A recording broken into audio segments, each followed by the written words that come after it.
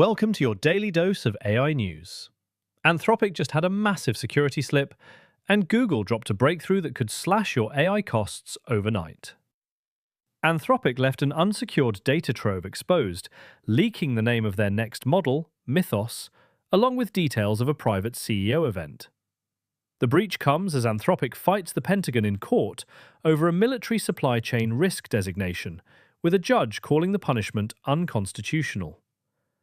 Google released TurboQuant, slashing LLM memory requirements by 6 times with zero accuracy loss.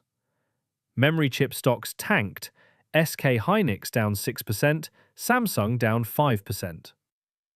Apple now has full access to Google's Gemini model, using it to train smaller, student models for Apple devices. Frontier-quality AI without building a frontier model.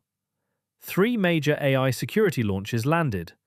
Astrix blocking rogue agent deployments, Black Duck securing AI-generated code, and Palo Alto's Prisma Airs 3.0 for autonomous systems.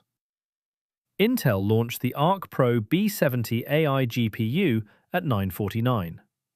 MCP hit 97 million installs, and OpenAI hired Meta's ad exec to monetize ChatGPT's 900 million weekly users.